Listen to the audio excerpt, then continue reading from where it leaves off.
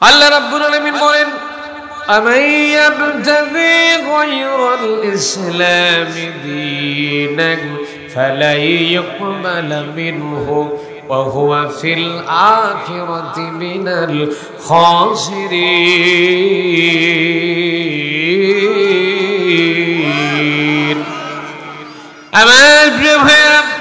আমার আল্লাহ রাব্বুল আলামিন জানালেন, ও দুনিয়ার মানুষ, وَمَن يَبْتَغِي غَيْرَ الْإِسْلَامِ دِينًا, কথাটা কার কথা? কোন নাকি কার?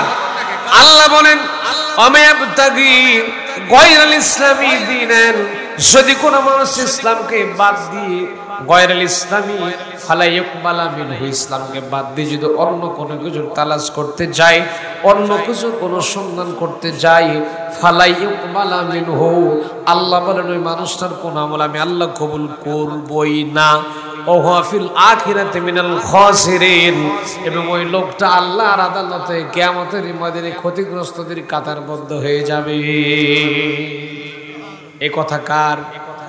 তাহলে আল্লাহ জানালেন ইসলাম দিয়েই সব কিছু করা লাগবে। ইসলাম আর কোরআন দিয়ে যেমন করে নামাজ পড়ি, ইসলাম দিয়ে যেমন করে নামাজ পড়ি, রোজা করি, হজ করি, যাকাত দিই, ঠিক তেমন করে ইসলাম দিয়া কোরআন দিয়া রাজনীতিও করা লাগবে। নাকি এটা অস্বীকার করবে? আজকে আমি যেটা আপনাদের বুঝাবো সেটা হলো, আমার আলোচনার সাবজেক্ট হলো নেতা মানবো কাকে। কোন জায়গায় হাত দিয়েছি চিন্তা করেন। নেতা আমাদের কোরআনকে ঠিকঠাক করার দরকার আছে না নাই? কথা বলেন। মানে নেতা ঠিক, আপনি ঠিক, নেতা ঠিক নাই, আপনিও ঠিক। এই জন্য আমাদেরকে নেতাকে ঠিকঠাক করা লাগবে, যেরকম ঠিক কিনা। নেতা যদি ঠিক করতে ব্যর্থ হয়ে যায় তাহলে জীবনটা বরবাদ হয়ে যাবে, ঠিক না যেরকম। এজন্য আমি আজকে আপনাদেরকে বুঝাবো ইনশাআল্লাহ, যতটুকু সময় পাবো ততটুকু কোরআন হাদিস দিয়ে বুঝাবো নেতা কেমন মানুষকে আমরা নেতা বানাবো। আল্লাহর জমিনে আল্লাহর দ্বীনকে প্রতিষ্ঠা করার জন্য কাজ করা লাগবে, এই জন্য করে সঠিক নেতা নির্বাচন করা লাগবে। আল্লাহর জমিনে আল্লাহর দ্বীন যদি প্রতিষ্ঠিত হয়ে যায় এরকম চোরের ভয় থাকবে। কেননা আল্লাহর কোরআনের আইন হলো চুরি করলে কি করবে? জোরে কোন কি করবে? চুরি করলে হাত কেটে না হবে, তারা হাত থাকবে না। এবার মনে মনে কল্পনা করে দেখেন তো দেখি ভাই, আমাদের বাংলাদেশের অধিকাংশ নেতা হলো চোর আর ডাকাত। এরা রাজনীতি করে চুরি করে খাওয়ার জন্যে। যদি আল্লাহর কোরআন যদি বাস্তবায়ন হয়ে যায় তাহলে এরা চুরি করতে পারবে না। চুরি করলে কি করবে? জোরে কোন কি করবে?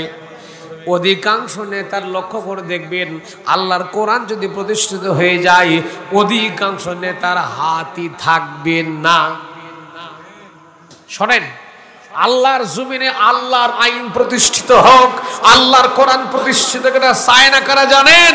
এই সমাজের চোর ডাকাত আর দুর্নীতিবাজেরা, ঠিক কিনা বলেন? কেননা আল্লাহর জমিনে আল্লাহর দ্বীন যদি প্রতিষ্ঠিত হয়ে যায় তাহলে ওরা চুরি করতে পারবে না, বেশি বেশি টাকা দুর্নীতি করতে পারবে না, এই কাজগুলো করা যাবে না। এই জন্য চায় না আল্লাহর কোরআন আল্লাহর জমিনে প্রতিষ্ঠিত হয়ে যায়। যখন ঠিক কিনা? ঠিক কিনা? কিন্তু মুসলমান আমাদেরকে আল্লাহর জমিনে আল্লাহর দ্বীন প্রতিষ্ঠিত হোক এই কাজ আমাদেরকে করাই লাগবে। আল্লাহ আমাদেরকে সেই তৌফিক দান করুন। যখন আমিন, আল্লাহুম্মা আমিন। আমার প্রিয় ভাইরা, আল্লাহর জমিনে আল্লাহর দ্বীন প্রতিষ্ঠিত হয়ে গেলে এই জমিনটা একটা সোনার জমিনে পরিণত হয়ে যাবে। যখন সুবহানাল্লাহ, নির্বিঘ্নে চলতে পারবেন, কোনো সমস্যা হবে না। এই জন্য করে আমাদেরকে যেটা বলছিলাম আমি, আমার প্রিয় ভাইরা, সঠিক একজন নেতা আমাদেরকে নির্বাচন করার দরকার আছে না নাই? জোরে বলেন, আছে না নাই? আল্লাহ আমাদের কবুল করুক। জোরে কোন আল্লাহু আকবার। সম্মানিত ভাইরা আমার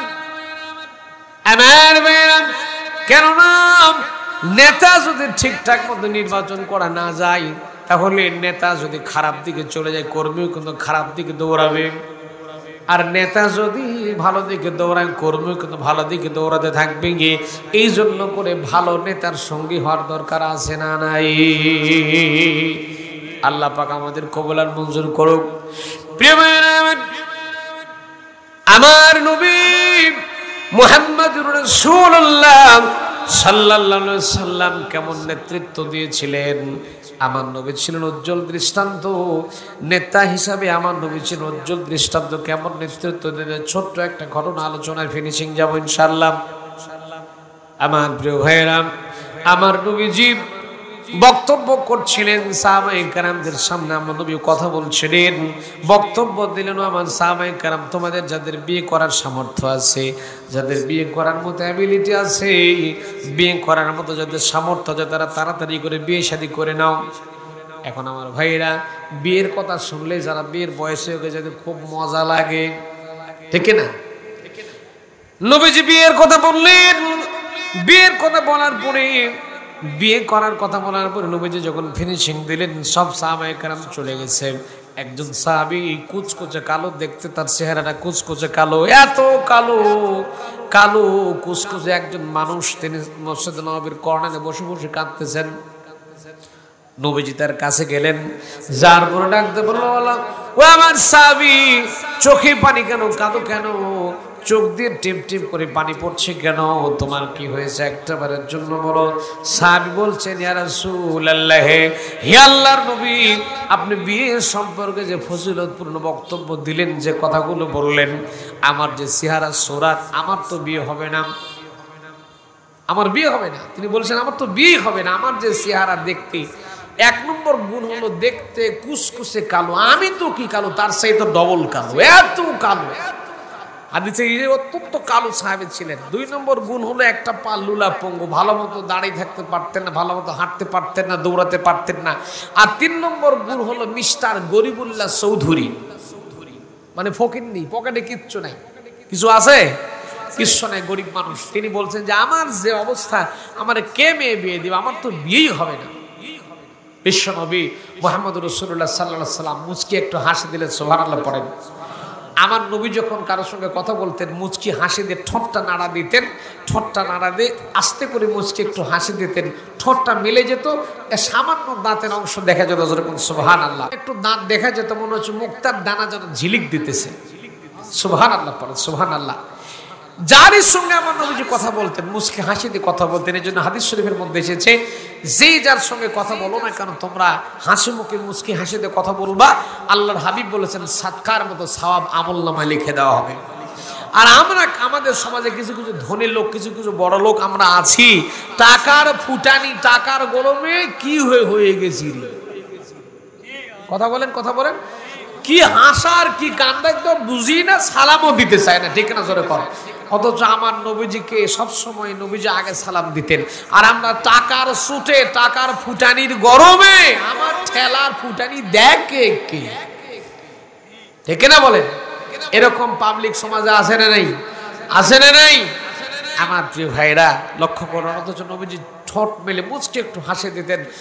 আল্লাহর হাবিব বলেছেন, যে ব্যক্তি মুচকি হাসি দিয়ে কথা বললো, সে যেন সাদকার মতো সওয়াব তার আমলনামে দান করে দেওয়া হলো। যেরকম সুবহানাল্লাহ, সুবহানাল্লাহ।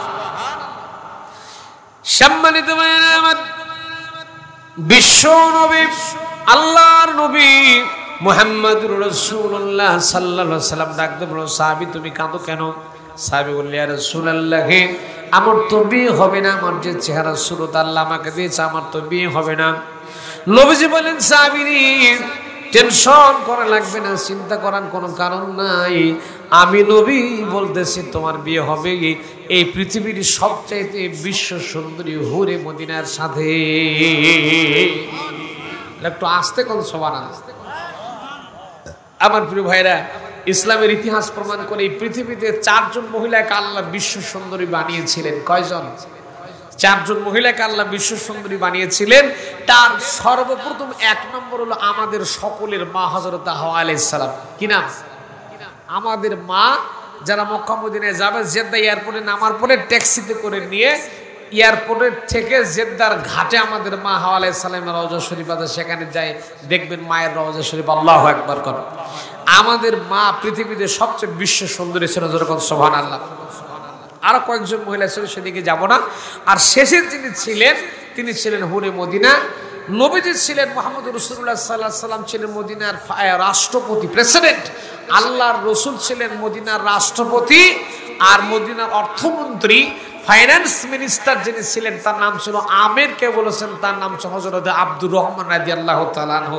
তার একটা মেয়ে ছিল, নাম ছিল হুরে মদিনা। এই মহিলা ছিল বিশ্ব সুন্দরী।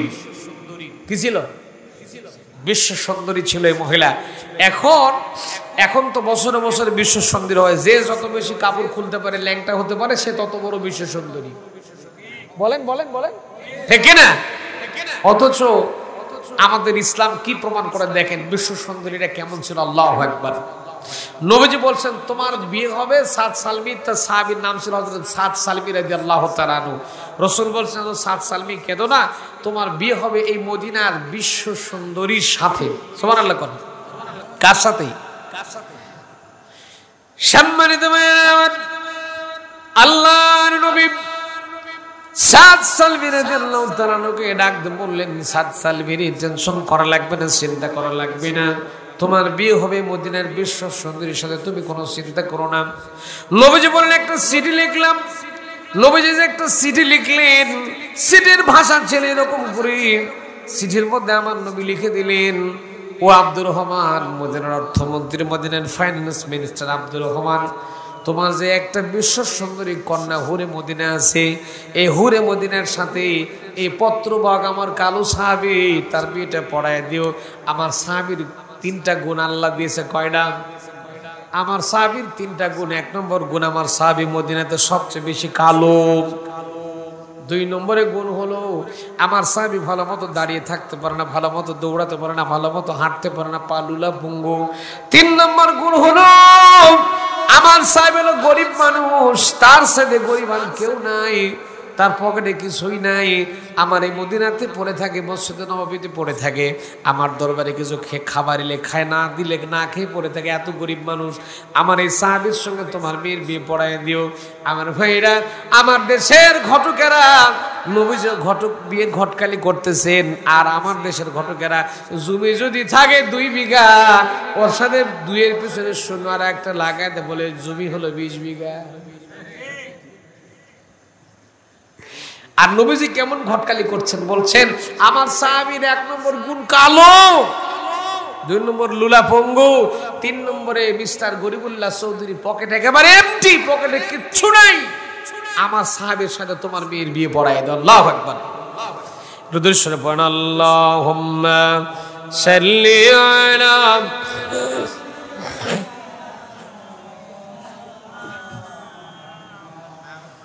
وعلى آل سيدنا।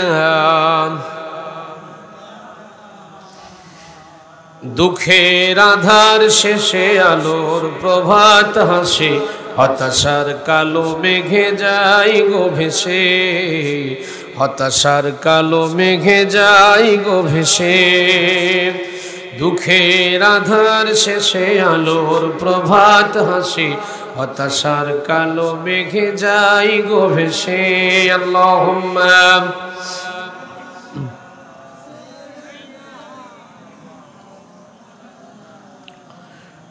ওয়ালা আলি সাইয়্যিদিনা।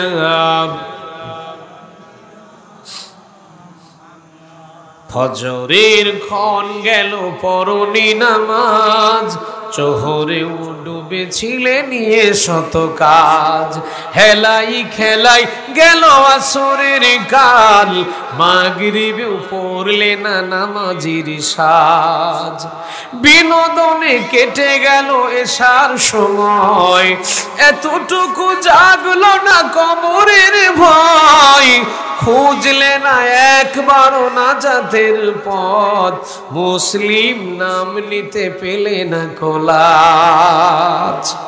ফজরের ক্ষণ গেল পরনি নামাজ, জোহরেও ডুবেছিলে নিয়ে শত কাজ, তোমার মতন নেই হতভাগা কেউ, নেই এত পাপাচারী পৃথিবীতে আর, একবার শুরু হলে ভাঙনের ঢেউ কখনো ফেরাতে জানি পারবে না তার।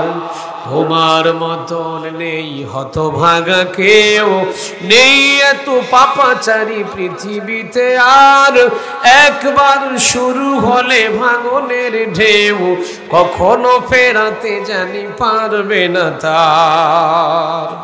নামাজে ফারাক করে কাফের মুমিন, বিশ্বাসে আবাদ করো বুকের জমিন, সালাত কায়েম করা ইমানের দাবি, পরকাল মুখী করো মনটাকে আজ। ফজরের ক্ষণ গেল পরনে নামাজ, জোহরেও ডুবেছিলে নিয়ে শত কাজ, হেলাই খেলাই গেল আসরের কাল, মাগরিবেও পড়লে না নামাজির সাজ, বিনোদনে কেটে গেল এশার সময়, এতটুকু জাগলো না কবরের ভয়, খুঁজলে না একবারও নাজাতের পথ, মুসলিম নাম নিতে পেলে না কোলাজ। ফজরের ক্ষণ গেল পরনি নামাজ, জোহরেও ডুবেছিলে নিয়ে শত কাজ। নারে তাকবীর, নারে তাকবীর। আল কোরআনের আলো, আল হাদিসের আলো, তোমার নেতা আমার নেতা, নারে তাকবীর। আলহামদুলিল্লাহ বলেন। কষ্ট হচ্ছে আপনাদের? কষ্ট হচ্ছে? আমার প্রিয় ভাইরা, আমার নবীজির নেতৃত্ব ছিল কেমন, আর নবীজিকেও সাহাবীরা কেমন নেতা মেনেছিলেন, জোরে কোন আল্লাহু আকবার। এখন সাদ সালমিকে আমার নবীজি চিঠি দিলেন যে যাও এই চিঠি নিয়ে চলে যাও। আমার কথা কি বুঝতেছেন? কথা কই না, আরে কথা কই না রে। বুঝা যায় ওয়াজ কি বুঝা যায়? হ্যাঁ, বুঝা না গেলে তো অসুবিধা। বুঝা যাচ্ছে তো নাকি? আলহামদুলিল্লাহ কর। আমার প্রিয় ভাইরা, আমার নবীজি চিঠি লিখে দিলেন, বলেন এই চিঠি নিয়ে যাও। আমার সাহাবী আবার সে অর্থমন্ত্রী। কি মন্ত্রী? কথা বলে না। কি মন্ত্রী? অর্থমন্ত্রী। আমার প্রিয় ভাইরা, নবীজিরও মন্ত্রণালয় ছিল, যখন আল্লাহু আকবার। নবীজি একটা দেশের রাষ্ট্রপতি ছিলেন, যখন সুবহানাল্লাহ। নবীজি যখন মক্কায় মার খাচ্ছিলেন, তখন নবীজি দোয়া করে, আল্লাহ ওয়াজআলনি মিন লাদুনকা সুলতানান নাসিরা, এরকম মারটার আর খাওয়া যাবে না, তুমি আমাকে দেশের রাষ্ট্রপ্রধান বানায় দাও। সুবহানাল্লাহ। কালকে সকালে না না বাড়িতে গিয়ে পড়লেও শুনবে। আল্লাহকে বলতেছেন, আল্লাহ তুমি আমাকে দেশের বাদশা বানাও। জিবরাইল এসে বলতেছেন, হে নবী, এবার আপনি টাটকা দোয়া করছেন, মানে ক্ষমতা না পেলে আপনি কিছু করতে পারবেন না। ক্ষমতা পাওয়ার জন্য নবীজি দোয়া করলেন। নবীজি রাষ্ট্রপতি ছিলেন। আল্লাহু আকবার।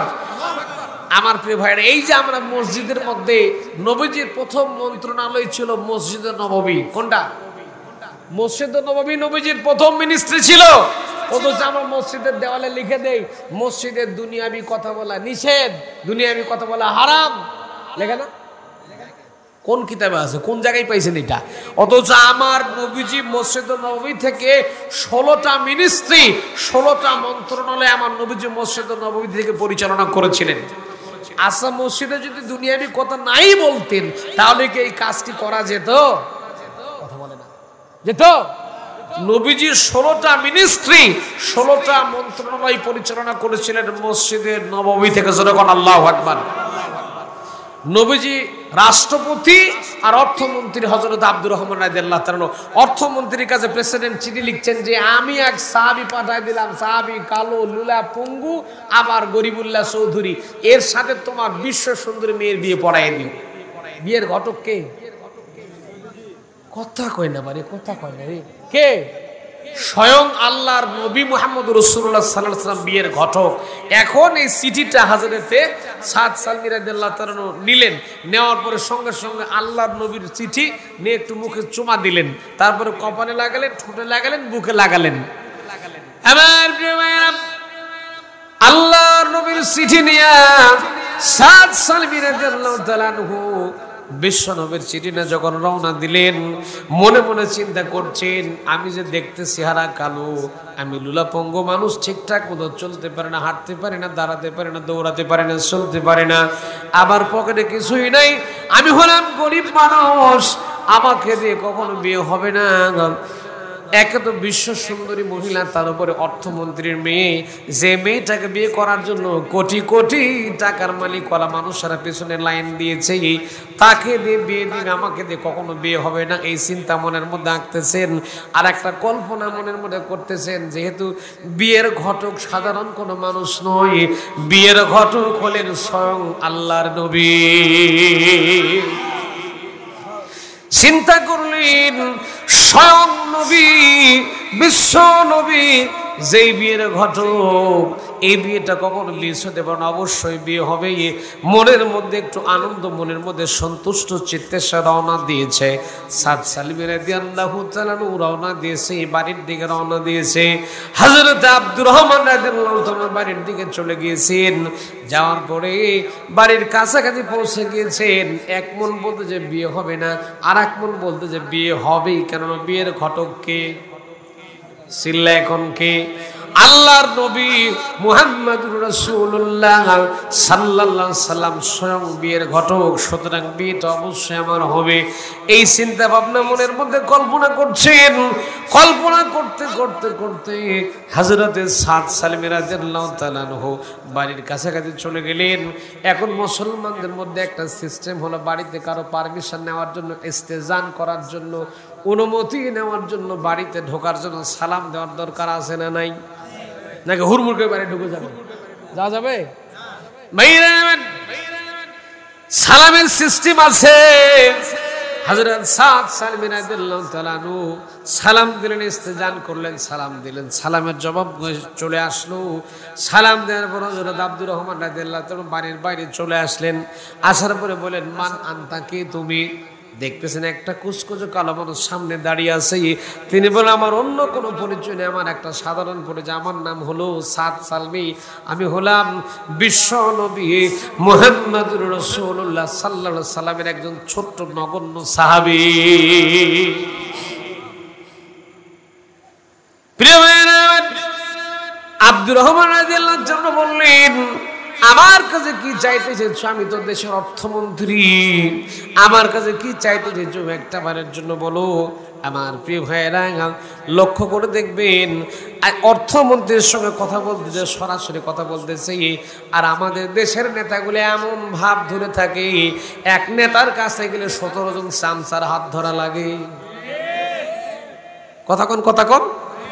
এখন বলবে, আমার নেতা এখন ঘুমাইতেছে, এখন খাইতেছে, এখন অমুক যাইতেছে, এখন ব্যস্ত আছে। ওই নেতা আপনার পিছনে ভোটের আগে 47 বার ঘুরে, কিন্তু ভোটের পরে আপনি ওই নেতার পিছনে 147 বার ঘুরলেও দেখা মিলে। কথা কন না, ঠিক না বলেন? ভোটের সময় যখন আসে, ওই নেতা আপনার জিজ্ঞেস করে, আপনাকে দেখা পেলে, আপনার রাস্তায় যখন আপনার সঙ্গে দেখা হয়, ভোটের টাইম যখন আসে আপনার সঙ্গে দেখা হয়, আর বলে, চাচা ভালো আছেন, চাচি ভালো আছে, আপনার ছেলেটা ওই জায়গায় থেকে, মেয়েটা ওই জায়গা থেকে, কেমন আছে, ভালো আছে, আপনার 14 গোষ্ঠীর খবর নেই। আর যখন ভোট হয়ে যায়, যখন নেতা যখন চেয়ার পায়, গাড়ি নিয়ে আপনার পাশ দিয়ে আপনাকে ওই নেতার চিনেই না। ঠিক না বলেন? বিশ্ব নবী আমার চিঠি দিয়েছেন অর্থমন্ত্রীর কাছে। সাদ সালমি রাদিয়াল্লাহু তাআলা আনহু, আমার প্রিয় ভাইরা, আমি আলোচনার সাবজেক্ট নিয়েছি, নেতা নির্বাচন করা লাগবে। যেই নেতা আপনাকে আমাকে জান্নাতের দিকে ডাক দিবে, জান্নাতের পথে যেই নেতারা ডাকবে, ওই নেতার পিছনে যাওয়ার দরকার আছে না নাই? তুমি মিসওয়াক করা ফজিলত তো জানো, খাবার শেষে মিষ্টি মুখের হাদিসটাও মানো।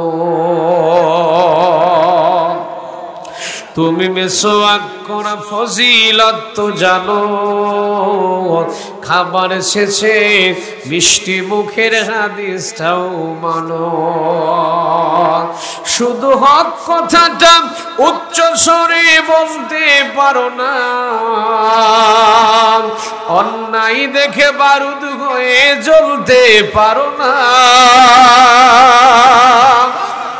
কেমন মুসলমান তুমি একটু ভাবো না, কেমন তোমার ঈমান একটু বলো না।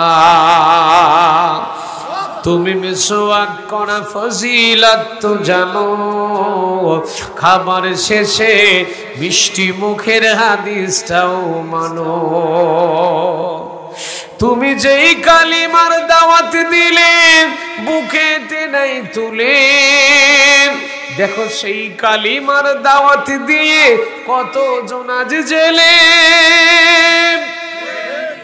তুমি যেই কোরআনের ওয়াজ করলে হাদিয়া তোহফা মেলে, দেখো সেই কোরআনের ব্যাখ্যা লিখে কেউ ফাঁসিতে ঝোলে। তুমি দুনিয়ার মোহে জীবনের মায়া ছাড়তে পারো না, প্রভুর রাগে প্রাণ বিলিয়ে দিতে জানো না। কেমন মুসলমান তুমি একটু ভাবো না, কেমন তোমার ঈমান একটু বলো না। তুমি মিসওয়াক করা ফজিলত তো জানো, খাবার শেষে মিষ্টি মুখের হাদিসটাও মানো।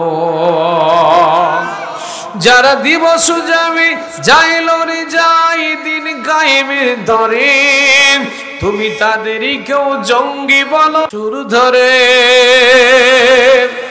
ফতুয়া দিয়ে উম্মার মাঝে বিভক্তি শুধু বাড়াও, নিজেকেই ভাবো হক বাকিরা ভুলেই নীতিটাই ছড়াও। তুমি ভাঙনের খেলা খেলতে জানো, গড়তে জানো না, প্রভুর রজ্জু আঁকড়ে ধরে থাকতে জানো না। কেমন মুসলমান তুমি একটু ভাবো না, কেমন তোমার ঈমান একটু বলো না। তুমি মিসওয়াক করা ফজিলত তো জানো, খাবার শেষে মিষ্টি মুখের হাদিসটাও মানো। শুধু হক কথাটা উচ্চ স্বরে বলতে পারো না, অন্যায় দেখে বারুদ হয়ে জ্বলতে পারো না। কেমন মুসলমান তুমি একটু ভাবো না, কেমন তোমার ঈমান একটু বলো না। তুমি মিসওয়াক করা ফজিলত তো জানো, খাবার শেষে মিষ্টি মুখের হাদিসটাও মানো। ঠিক কিনা বলেন? তাহলে সমাজের সবকিছু দেখে দেখে নেতা নির্বাচন করার দরকার আছে না নাই? আছে না নাই? কেন আমার আল্লাহ বলেন ওয়াজআলনাহুম আইম্মাতান ইয়াহদুনা বিআমরিনা ওয়া আওহাইনা ইলাইহিম ফি'লাল খায়রাত। আরেকটু জোরে করুন আল্লাহু আকবার।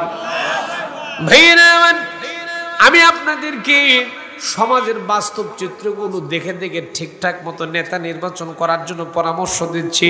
কেননা আমাদের আমির সাহেব সুন্দর একটা আয়াত পড়ে গিয়েছেন, তিনি সুন্দর একটা কথা বলেছেন, মাইয়াসফা শাফাতান হাসানাতান ইয়াকুল্লাহু নাসিবুম মিনহা ওয়া মাইয়াসফা শাফাতান সাইয়্যাতান ইয়াকুল্লাহু কিফলুম মিনহা ওয়া কানা আল্লাহু আলা কুল্লি শাইইন মুকিতা। আমার আল্লাহ কি সুন্দর করে কোরআনের একটা আয়াত সূরা নিসার 85 নম্বর আয়াত, এটা আল্লাহ বলেন মাইয়াসফা শাফাতান হাসানাতান ইয়াকুল্লাহু নাসিবুম মিনহা। যদি কোনো মানুষ মাইয়াসফা শাফাতান, আপনি যদি কাউকে রায় দেন, সুপারিশ করেন, ভোট দেন, কি দেন? কথা কয় না, কথা কয় না। আল্লাহ বলেন মাইয়াসফা শাফাতান, যদি কাউকে কেউ সুপারিশ করে, রায় দেয়, সমর্থন দেয়, আমরা ভোট ভালো বুঝি, রায় ভালো বুঝি না, সমর্থনও বুঝি না, ভোট করলে ঠিকই বুঝি।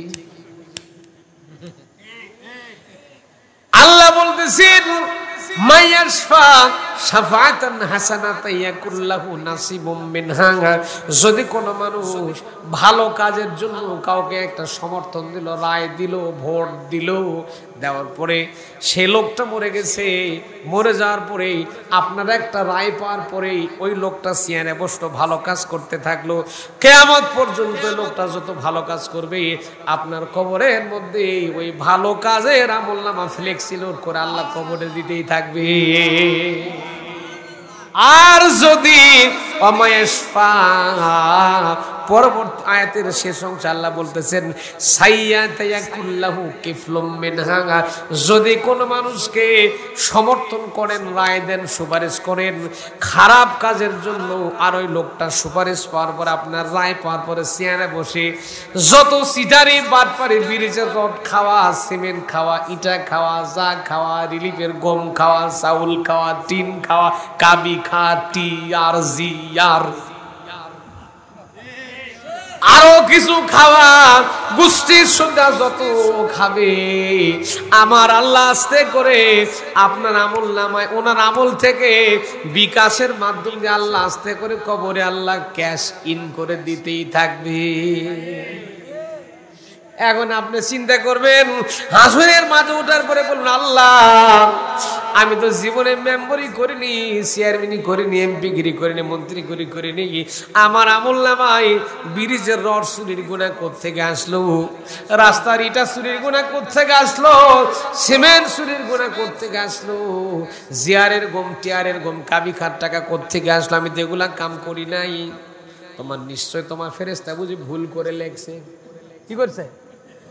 তোমার ফেরেশতারা ভুল করে লিখেছে। আল্লাহ কয়, রে পাগলা রে, আমার ফেরেশতা ভুল করে লেখেনি। ওই যে তুই সিটারকে ক্ষমতায় বসায় দিয়ে চলে এসেছিল, কবরে আসছিলি, ওই সিটার তোর রায় পাওয়ার পরে, তোর সমর্থন পাওয়ার পরে, চেয়ার দখল করার পরে গোষ্ঠী সুদ্ধা খারাপ কাম করছে, করার কারণে তোর সমর্থন পাওয়ার কারণে এই কামগুলা করছে। আর আমি আল্লাহ তো ইনসাফপূর্ণ আদল করি, ওর আমলনামা থেকে কনভার্ট করে কিছু পাপ তোর আমলনামায় বিকাশের মাধ্যমে তোর আমলনামায় ঢুকাইয়া দিছি। ওয়াজটি কিছু বোঝা যায়? হ্যাঁ ভাইরা, তাহলে কিয়ামতের ময়দানে নেতা থাকবে সামনে। নেতা কোন জায়গায়? নেতা থাকবে সামনে, কর্মী থাকবে পেছনে। নেতা যদি জান্নাতে ঢোকে, কর্মীও কোন জায়গায় ঢুকবে?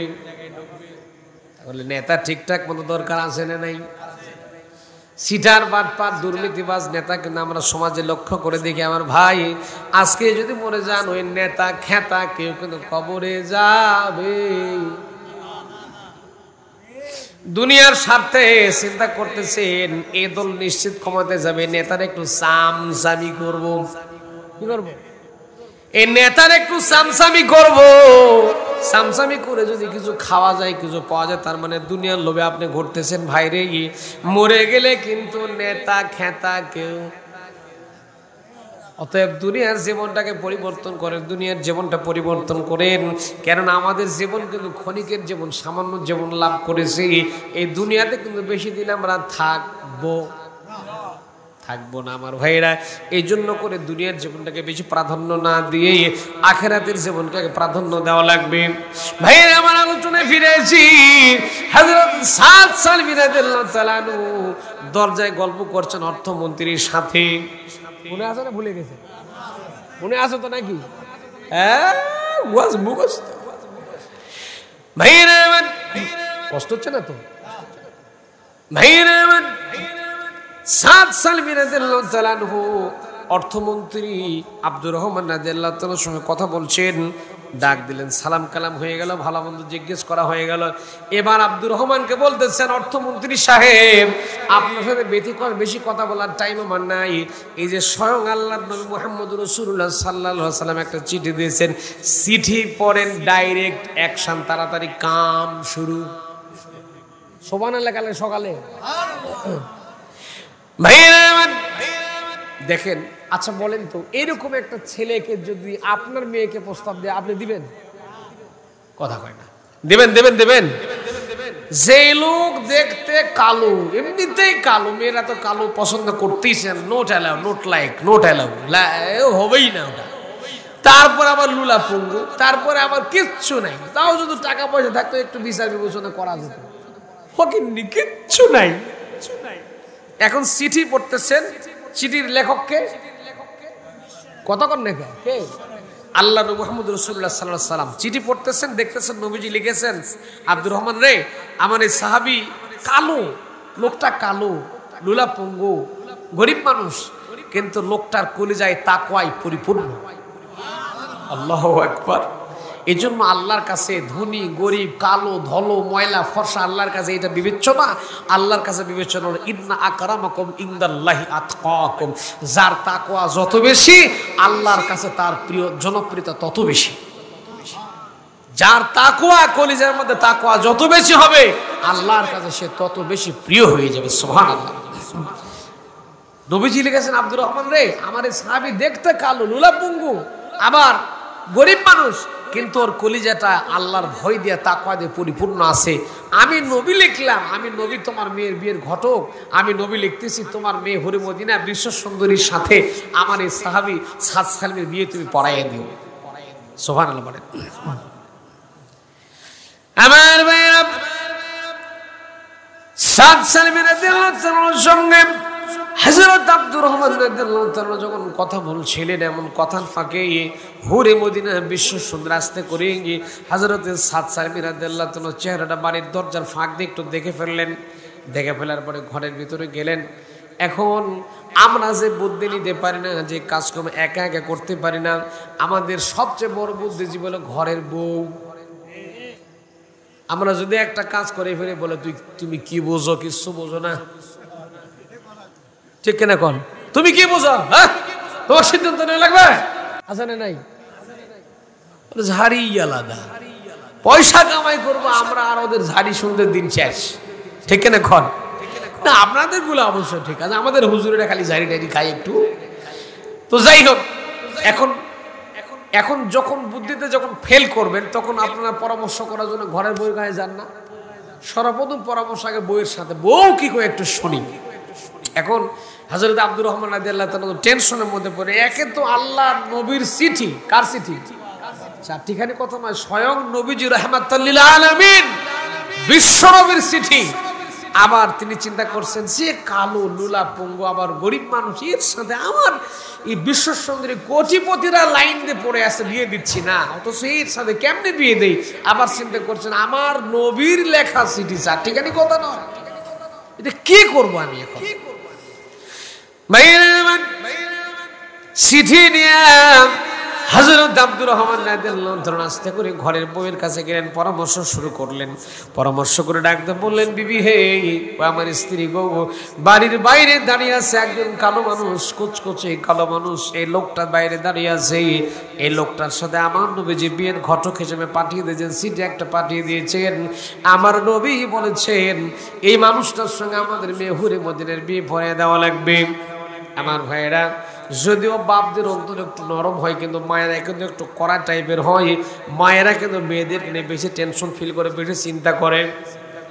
এখন মা বলতেছে, আব্দুর রহমানের স্ত্রী হুরে মদিনার মা তখন ডাকতে বলতেছে, আমরা নবীর কাছে যাব, দরকার পড়লে তুমি নবীর কাছে যাও, আল্লাহর হাবিবের কাছে গিয়ে বলো নবীজি যেন এই রায়টা বাতিল করে দেয়, আমার নবীজি এই কাজটা যেন না করে, নবীজি মন না খারাপ করে এই বিয়েটা যেন ক্যান্সেল করে দেয়, লোকটার সঙ্গে আমাদের মেয়ের বিয়ে দিয়ে মেয়ের ভবিষ্যৎ নষ্ট করতে পারি। মেয়ের জীবনটা নষ্ট করতে পারে না, মেয়ের জীবনটা বরবাদ করতে পারে না। তুমি নবীর কাছে গিয়ে বলবে নবী যেন বিয়েটা ক্যান্সেল করে দেয়, বিয়েটা বাতিল করে দেয়। আমার ভাইরা, দুই স্বামী স্ত্রী এরকম করে পরামর্শ করছিল। পরামর্শের এক পর্যায়ে তাদের কন্যা হযরতে হুরে মদিনা আস্তে করে ঘরের মধ্যে ঢুকে গেল। হুরে মদিনা ঘরের মধ্যে ঢুকে যাওয়ার পরে ডাকতে বলছে, হ্যাঁ আমার আব্বা। চিঠির লেখককে, চিঠি যিনি পাঠিয়ে দিয়েছেন তার নাম কি? সাহাবী আব্দুর রহমান রাদিয়াল্লাহু তাআলা ডাকতে বলছেন, চিঠি যিনি পাঠিয়ে দিয়েছেন তিনি সাধারণ কোনো মানুষ নয়, তিনি হলেন আমার নবী মুহাম্মদুর রাসূলুল্লাহ সাল্লাল্লাহু আলাইহি সাল্লাম। হযরত হুরে মদিনা ডাকতে বললেন, হে আমার পিতা, ও আমার আব্বা, আজকে যেই মানুষটা চিঠি পাঠিয়ে দিয়েছে এই মানুষটা চিঠি কেমন করে ফেরত দেবেন? আমাকে আল্লাহ সৌন্দর্য দিয়েছে, রূপ দিয়েছে, গুণ দিয়েছে, অত্যন্ত সুন্দর করে আল্লাহ বানিয়েছেন। এই সুন্দর চেহারা যদি জাহান্নামের আগুনের মধ্যে ঝুঁকে যায়, জাহান্নামের মধ্যে যদি চলে যায়, কোনো প্রকার কোনো সৌন্দর্য কোনো গুণ কিছুই থাকবে না।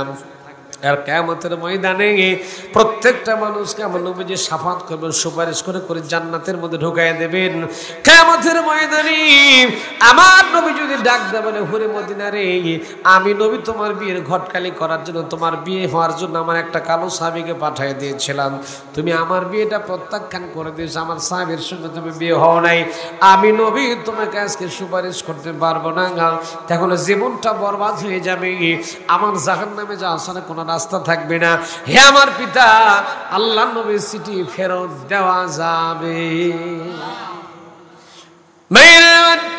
শুধু জানো, হুরে মদিনা লাগতে বলে আমার আব্বা, যে লোকটা দরজা লক্ষ্য করে দেখলাম, যে মানুষটা দরজার বাইরে দাঁড়িয়ে আছে, আমি নজর করে দেখলাম এই লোকটা কালো মানুষ, দেখলে খুব কালো মানুষ, দেখতে খুব কুচকুচে কালো মানুষ।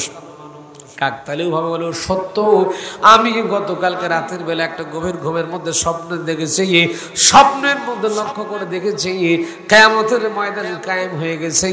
আল্লাহর নবী সাহাবায়ে কেরামদেরকে প্রত্যেকটা মানুষকে দেখে দেখে আল্লাহ নবী সুপারিশ করে করে জান্নাতের মধ্যে ঢুকিয়ে দিতেছে। আমি আপনার মেয়ে স্বপ্নের মধ্যে লক্ষ্য করে দেখলাম, আমার নবীজি সর্বপ্রথম যেই মানুষটাকে সুপারিশ করে জান্নাতের মধ্যে ঢুকিয়ে দিয়েছেন, তিনি আর কেউ নয়, তিনি এই যে দাঁড়িয়ে আছেন এই মানুষটা, আল্লাহ নবী এই মানুষটাকে সর্বপ্রথম সুপারিশ করে জান্নাতের মধ্যে ঢুকিয়ে দিয়েছেন।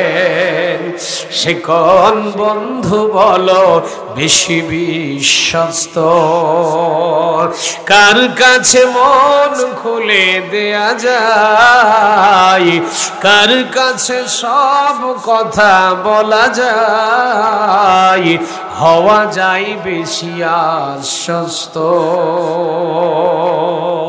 তার নাম আহমদ বড় বিশ্বস্ত।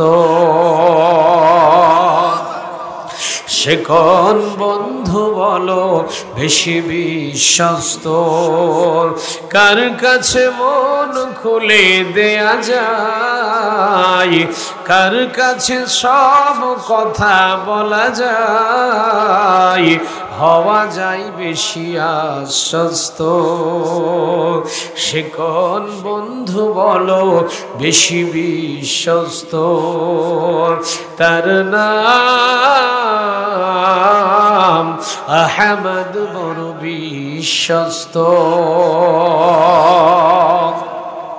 যেজন কখনো ব্যথা দিতে জানে না, যেজনকে বলি মুছে দেয় বেদনা, যেজন কখনো ব্যথা দিতে জানে না, যেজনকে বলি মুছে দেয় বেদনা, হৃদয়ের হাহাকার আপন করে নিতে আর কার বুক এত প্রশস্ত, তার নাম আহমদ বড় বিশ্বস্ত। সে কোন বন্ধু বলো বেশি বিশ্বস্ত, কার কাছে মন খুলে দেয়া যায়, কার কাছে সব কথা বলা যায়, হওয়া যায় বেশি আশ্বস্ত, তার নাম আহমদ বড় বিশ্বস্ত। লিল্লাহে তাকবীর, লিল্লাহে তাকবীর, নারে তাকবীর। আল কোরআনের আলো, আল হাদিসের আলো, নারে তাকবীর। এই জন্য নেতা আপনাকে ঠিকঠাক মতো নির্বাচন করা লাগবে। নেতা যদি ভুল দিক নির্বাচন করেন, নেতা যদি ঠিকঠাক মতো নির্বাচন করতে ব্যর্থ হন, তাহলে আপনার জীবনটা বরবাদ হয়ে যাবে। এজন্য নেতা আপনাকে ঠিকঠাক মতো নির্বাচন করার দরকার আছে না নাই? জোরে কোন আছে না নাই? আমার ভাইরা, এজন্য করে আমার আল্লাহ রাব্বুল আলামিন কোরআনে কারীমের মধ্যে কি সুন্দর করে আমার আল্লাহ রাব্বুল আলামিন জানাচ্ছেন, ওয়াল তাকুম মিনকুম উম্মাতুন ইয়াদউনা ইলাল খায়রি ওয়া ইয়া'মুরুনা বিল মা'রুফ ওয়া ইয়ানহাউনা আনিল মুনকার ওয়া উলাইকা হুমুল মুফলিহুন।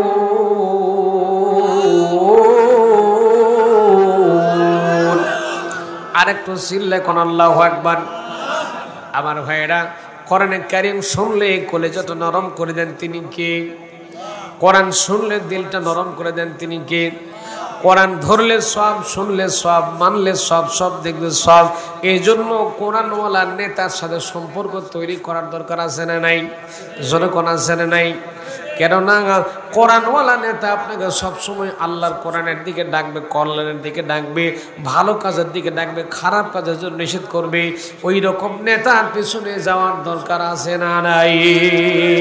এই জন্য করে আমরা ওই রকম নেতার পিছনে থাকবো ইনশাআল্লাহ। হাত তুলে দেখেন, রাজি আছেন না নাই? কারা কারা আছেন আল্লাহর কোরআনওয়ালা নেতা? আমরা চাই সমাজের নেতা কোরআনওয়ালা হোক। কোরআন, আমার ভাইরা, কোরআনওয়ালা নেতা যদি হয়, কোরআনওয়ালা নেতারা এই সমস্ত নোংরা কাজ কখনো করতে পারে? অনেকে চিন্তা করে, হুজুর এই মৌলবীরা নেতাগিরিকে, মৌলবীরা কি বোঝে? আছে না নাই? আমার ভাইরা, মৌলবীরা কি বোঝে না বলেন? পৃথিবীর সমস্ত জ্ঞান আল্লাহ মৌলবীদের মাথার মধ্যেও দিয়েছে। আল্লাহু আকবার। মৌলবীরা কোরআন বোঝে, সায়েন্স বোঝে, ফিজিক্স, কেমিস্ট্রি, বায়োলজি, যা বুঝেন সাধারণ পাবলিক যেটা বোঝেন মৌলবীরা তার চেয়ে বেশি বোঝে। আল্লাহু আকবার, আল্লাহু আকবার। এখন আগের যুগ নাই, মৌলবীরাও আপডেট হয়ে গেছে, ঠিক না? যখন মৌলবীরাও আধুনিক যুগে ঢুকে গেছে, ওই চিন্তা করতেন মান্নাত্তার যুগের হুজুরটা কি হলো না হলো, মৌলবীরা আপডেট হয়ে গেছে। আল্লাহু আকবার কর। মৌলবীরা, মাওলানা, আলেমরা সমাজের সব দিকে নজর রাখতে পারবে ইনশাআল্লাহ। একজন লোক, একজন দাড়িওয়ালা, টুপিওয়ালা, একজন আল্লাহওয়ালা আলেম মানুষ যদি আপনার ইউনিয়ন পরিষদের চেয়ারম্যান হয়ে যায়, আপনার ওয়ার্ডের মেম্বার হয়ে যায়, ওকে বয়স্ক ভাতার টাকা মেরে খেতে পারবে? কথা কন নাকি? বিধবা ভাতার টাকা মারবে? কাবিখা খাবে? জিয়ার টিয়ার, তারপরে এই টিসিবির যে মাল লেগে খাবে? কথা কয় না। সঠিক। এই জন্য ওই 500 টাকা রাত্রে বেলায় ভোটের আগেটাতে 500 টাকা খেয়ে সিল মারে আসলেন, 500 টাকাতে জিন্দেগিটা বরবাদ করে দিলেন। ঠিক না? কোন 500 টাকার করকরের একটা নোট পেলেন, চিন্তা করলেন যা সিল মারি যা হই হোক, ঠিক না? টাকা তো 500 বাসি, কিন্তু জীবনটা বরবাদ করে দিলেন, নষ্ট করে দিলেন সমাজটা। ওই যে বললাম মায়াসফা সাফাতুন হাসানাত ইয়াকুল্লাহু নাসিবুম মিনহা, ওই যে অবস্থা টাইট হয়ে যাবে, যেমন কাম করবেন তেমন আল্লাহ প্রতিদান দেবে। যেরকম, ঠিক কিনা? এই জন্য ঠিকঠাক মতো লোককে সঠিক জায়গায় দেওয়ার দরকার আছে না নাই? ঠিকঠাক মতো লোককে সঠিক জায়গায় দেওয়ার দায়িত্ব হলো আমাদের। যেরকম, আল্লাহু আকবার, আল্লাহু আকবার। সঠিকভাবে সঠিক নেতা নির্বাচন করার মতো তৌফিক আল্লাহ আমাদের দান করুক। যেরকম, আমিন আমিন। ফিরে আসি ঘুরে মদিনার। মনে আছে আপনাদের? ভুলে গেছেন না? আরে বাবা রে বাবা, হুরে মদিনা। তার আব্বাজানকে ডাক দেবো না আমার পিতা, হে আমার মাতা। বাপ মাকে ডাক দেবো বলে বাপ মা। নবীজির জিনিস ফেরত দেওয়া যাবে না, নবীজি যে চিঠি পাঠিয়ে দিয়েছে চিঠিটা ব্যাক করে দেওয়া যাবে না। আমি গত রাতে গভীর ঘুমের ভিতরে স্বপ্ন যোগের লক্ষ্য করে দেখেছি আল্লাহর নবী যে সমস্ত মানুষগুলোকে সুপারিশ করে করে জান্নাতের ভিতরে ঢুকাই দিতেছে, সর্বপ্রথম এই মানুষটাকে, যে কালো মানুষটা বাড়ির বাইরে দাঁড়িয়ে আছে, এই কালো মানুষটাকে সর্বপ্রথম আল্লাহর নবী জান্নাতের ভিতরে ঢুকাই দিয়েছে। হে আমার পিতা, ও আমার আব্বা, সুতরাং দেরি করলে চলবে না। আমার আপত্তি নাই এই লোকটার সঙ্গে এই কালো মানুষটার সঙ্গে আমার বিয়েটা পড়ায় দেন, কোনো দুঃখ নেই, কোনো কষ্ট মনের ভিতরে আমার থাকবে না। এই কালো মানুষটার সঙ্গে আমার বিয়ে পড়ায় দেন, আমার কলিজার ভিতরে আমার মনের মধ্যে একটাই সান্ত্বনা থাকবে, আমার বিয়ের ঘটক দুনিয়ার সাধারণ কোনো মানুষ না, আমার বিয়ের ঘটক কোনো স্বয়ং আল্লাহর নবী। আমার ভাইরা এই কথা যখন বললেন, এখন বিয়ে করার জন্য মোহরানা দেওয়ার দরকার আছে না নাই? এখন আসছে, আসার পরে বলছে তুমি যে প্রস্তাব এনেছো আমার মেয়েকে বিয়ে করার জন্য এসেছো, মোহরানা দিবা কি? মোহরানা দেওয়ার মধ্যে কিছু আছে নাকি? ইনি তো হচ্ছেন সাদ সালমি রাদিয়াল্লাহু তাআলা, হচ্ছেন mister Garibullah Chowdhury, pocket MT কিছু নাই। হযরতে সাদ সালমি রাদিয়াল্লাহু তাআলা বললেন আমি তো গরিবুল্লাহ চৌধুরী, নবীর দরবারে পড়ে থাকি, নবীর দরবারে শুয়ে থাকি, কেউ কিছু খাবার দিলে খাই, না দিলে চুপচাপ মতো না খেয়ে থাকে, আমি তো বিশাল বড় লোক নাকি, পকেটে কিছু নাই। এখন আব্দুর রহমান রাদিয়াল্লাহু তাআলা ডাকতে বললেন বিয়ে করার জন্য মোহরানা দেওয়ার দরকার আছে না নাই? বিয়ে করতে গেলে মোহরানা দেওয়া লাগবে।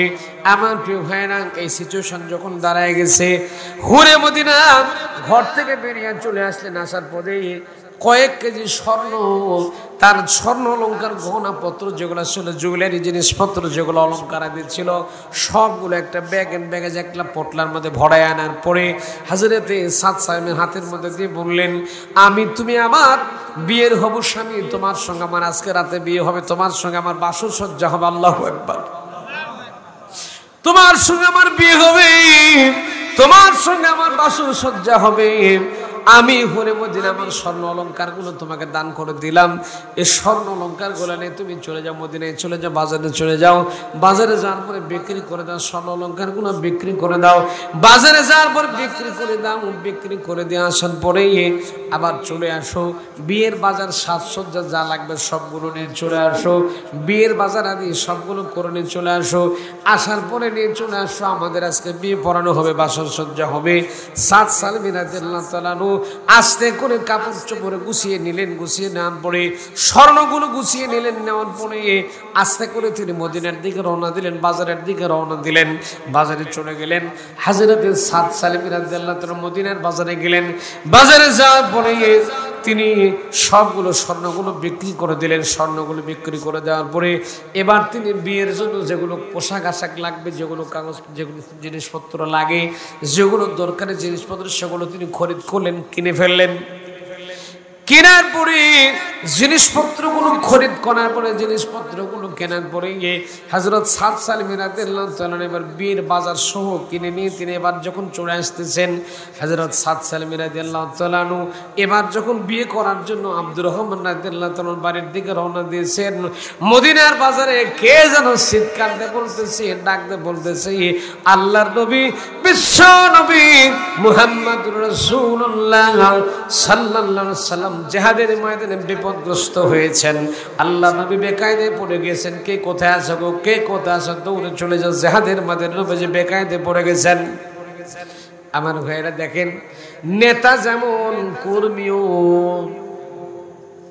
নেতা বিপদে পড়ে গেছে, কর্মী সব বাদ দিয়া কালো মানুষ, ময়লা মানুষ, দেখতে কালো মানুষ, লুলাপঙ্গ মানুষ, আবার গরিব মানুষ, তার সাথে বিশ্ব সুন্দরের বিয়ে, চারটিখানি কথা না, মনের মধ্যে আনন্দ ছিল। আমার ভাইরা কষ্ট হচ্ছে আপনাদের, বিরক্ত হয়ে গেছেন নাকি?